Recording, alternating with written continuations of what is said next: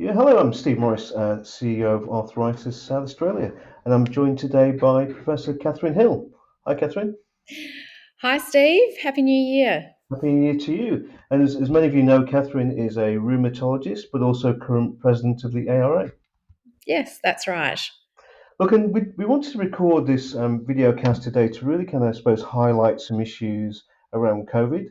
Look, and I know many of you will probably be fed up of hearing about COVID, but there are some really important messages I think that we would like to get across to you today. So I'll start off with asking you a very simple question, I suppose, Catherine. How do people keep safe in the current environment? Yeah, I think, it's been a bit frightening for some people to see the increasing numbers of COVID cases in South Australia, and I'm sure that many of you have got family and friends that have been diagnosed. So I think we need to remember what we can do to stay safe, and that means not getting COVID, but also protecting ourselves from more severe COVID. And the most important thing is to make sure you're vaccinated. And if you've already had two doses of the vaccine, you need to look into whether you need to have a third dose or a booster. So, if you're on certain medications, immunosuppressant medications for your rheumatoid arthritis or other arthritis, then you're eligible for a third dose. Or if you're 4 months past your second dose, you may be due for a booster. And it's really important to get these as they'll give you the best protection against this new Omicron strain. I think the other things to remember also that there's other things that we can do. So wearing masks, particularly when you're in indoor spaces such as the supermarket or other shopping, maintaining social distancing and good hand hygiene are really, really relevant to try and reduce the spread of this Omicron and to try and keep us all safe. It is also important to remember that we're not recommending that patients change their rheumatology medications because of the high prevalence of Omicron out there at the moment. If you're worried about your rheumatology medications, I'd recommend you get in touch with your rheumatologist about those. But on the whole, we're recommending that people continue them unchanged. Yeah. So Catherine, you're essentially saying people should stick to those measures that we've all known about for a long time, which is about wearing masks, social distancing, and but really get a booster vaccine if you're within that window of being able to get a booster vaccine in that 4 month period. Yes, I mean, even though the Omicron variant hasn't been around for very long, we know already that having that third dose of the vaccine does protect you, give you a lot more protection, up to 80% protection. Okay. And in those unfortunate circumstances where somebody does test positive for COVID, what should people do in that circumstance?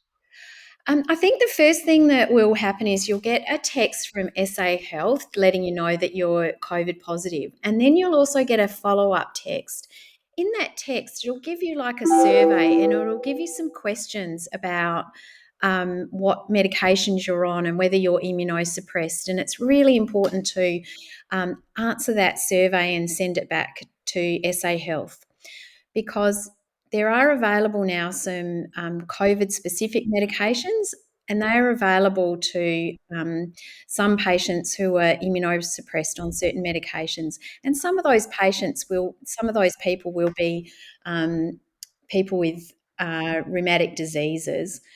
And it's a simple infusion, a 2 hour infusion that's just given as a once off, and it's available to patients who've had symptoms for less than 7 days. So it's important to respond to that survey and also to get in touch with your rheumatology team if you do test positive.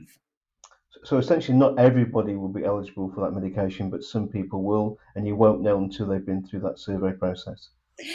You won't know till you've been through the survey process, but getting in touch with your rheumatologist is important because the rheumatologists are aware of which group of patients are eligible.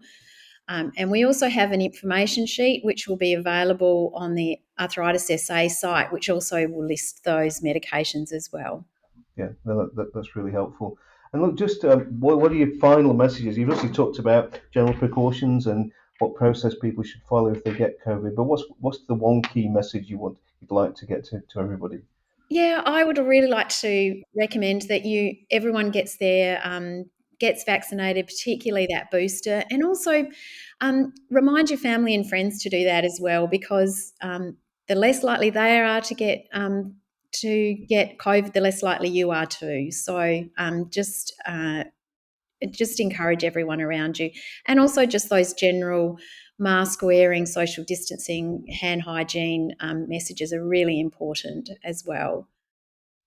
Okay, thank you, Catherine.